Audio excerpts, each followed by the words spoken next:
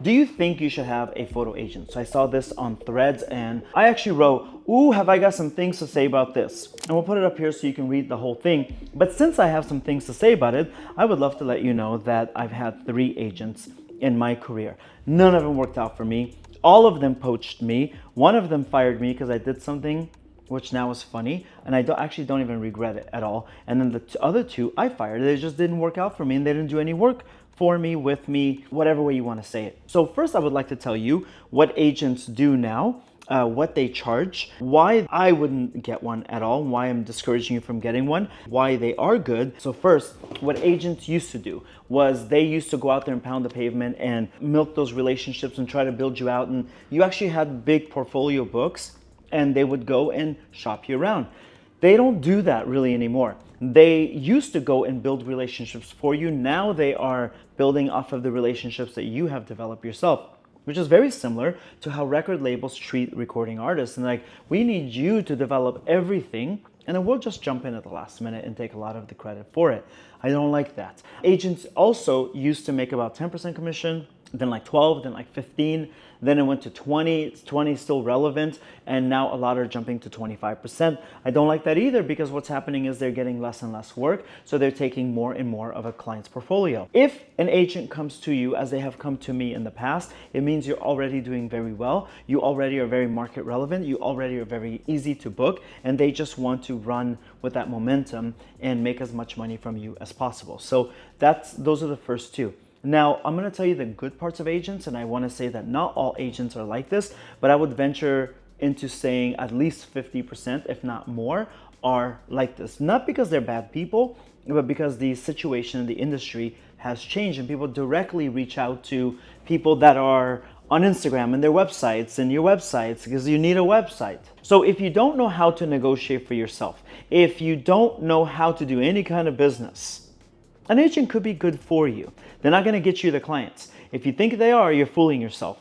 They can just manage the situation for you. They can be the bad guy. Or if you're a member of my free VBA community, free, it's linked below in the Discord. It stands for Visual Business Academy. And it's my way of having like this little internet society of filmmakers, videographers, photographers, where we all work together, and I get to teach you guys and I get to elevate the community with all of us together. All you got to do is fill out the application. It's like 10 questions. It takes you like 2 to 3 minutes, but we go manually through every single application, make sure that every single person is somebody that would be a good fit for the community. So you know that you're going to be taken care of and you're going to be safe. So that's one of the good things of the agency. They can handle the business. They can be the bad guy if you can't, but I teach you all this stuff in there anyways. So why give away 25% of your hard-earned labor? The other thing about agencies, where they're really good, is that especially in a town like Los Angeles, if your food for your soul is to say, I got a Rolex and I got these expensive shoes and I got that car and I live in this zip code and that stuff, then it's kind of good for you, because you get to go to an event and say, my agent said this, my agent. If that's fuel for you, then it's good for you. But I just don't think that that is something that excites me and never really has. So that's the good part of having an agent. If a situation happens where you need someone to fight for you, an agent would be very, very good. But why not learn how to fight for yourself? Why always have a bodyguard for 25% of your revenue? Now, the pitfalls of having an agent.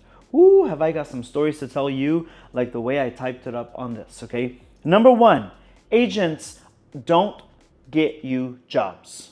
They manage it. But what jobs are they managing? They're managing the jobs that you have brought to them. So why not have what I do, an in-house producer? And I'm working on bringing somebody in to like really nurture them into the business to be a producer, and we're going through the steps of that right now. But I have always had in-house producer. I've produced it myself. I've hired somebody myself because I could negotiate for myself. See, I bought a car, I bought a house, I paid off my college, I can go on vacations because of my camera money. I would want for you to do the exact same thing. The other bad thing about having an agent is that these agents, they double dip. Okay, so let's just say you're making $10,000 on a job. You're going to give 25% to your agency, and then you're going to give a whole bunch to taxes.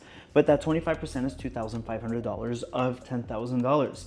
But that's not where it stops. The agents also double dip, and they ask the client for exactly the same percentage. So they can make $2,500 here, $2,500 there. They're coming out with $5,000. They can load their roster of successful photographers, make a bunch of money off of each one. All they're really doing is the admin type of work. Client doesn't like that at all, because the client is like, wait a minute, I thought we are going to pay $10,000 for this photographer's creative work. Why are we paying $12,500?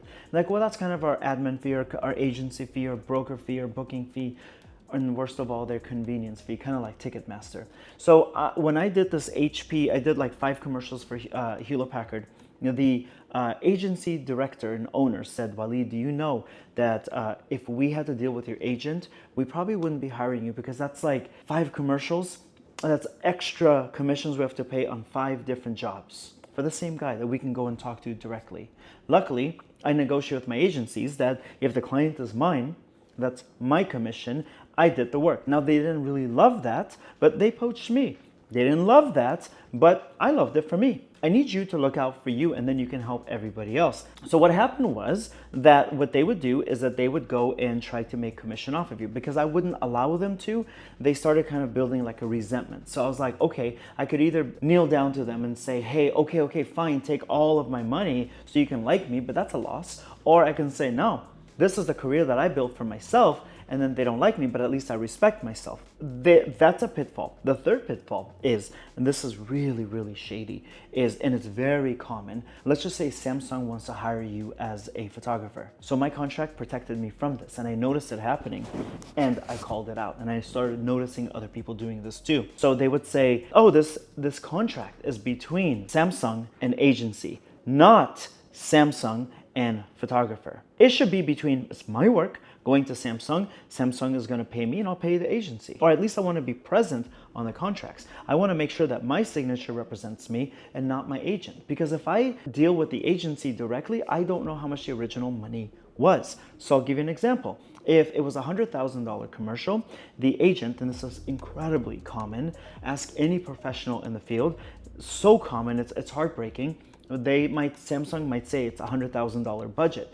Well, the agency that is struggling will say to their photographer, hey, it's a really good client. It'd be really, really good for portfolio. You know how budgets are these days? They're kind of shrinking. No, they're not. And so they only have $50,000. Would you want to do it? And you're like, okay, I mean, it's Samsung. It's whatever. It's been slow. I'll do it. So the agency, talk about how much they're making money. 4 different ways. You might be thinking 3, but I'm going to stick a 4th one in here too. They already taking, so let's say you're going to get $10,000 of that as a creative fee. They took $2,500 from you. They took $2,500 from Samsung. They took $50,000 from the budget and told you it was only a $50,000 budget when it was $100,000. But you will never know, because the contract is between the agency and Samsung, and you've given away your right to be at that table. That's not all the places they're making money. Remember how I said they want you to bring the clients? Okay? And they want you to go and nurture those relationships, and they'll just handle the business admin part of it. You want to know why? Because they're going to act as producer. So you know how like in the past you would get paid as a photographer? Did you know you can also get paid as an editor and a producer if you produced it and you edit it yourself too? Those are separate line items. So now they're coming in and they're taking away the producer line item from you too. But that's not all. That's actually not all. And I lied to you when I said 4. It's actually 5 different ways they're making money. Now they're coming in for the production fee. Y'all know I tell you about the production fee in my courses and my step pricing, etc. Also linked below, because my stuff is the best in the industry. Now they're making that production fee 20%, 25% of the overall budget of that $50,000. And you're out here going, yeah, I got an agent, everybody. Haha. Yeah, I got an agent. No, you got played, fool. And this is why I make these videos like super casual now, to just tell you, please look out for yourself. Please do yourself a favor and get the education that you need. You can do this by yourself, by the way, because remember, the agent came to you because you're already great. That's the status of having an agent. So before you walk around and you think it's cool to be like, yeah, I got a photo agent, they can't do anything for you. And I wanted to give you a very honest, I thought it was going to be a 4-minute video, ended up being like 10, 15 minutes, my God. But I think it's absolutely worth you learning what agencies do and don't, and just no, don't do it. Anyways, VBA is linked down below. I would love to see you in there.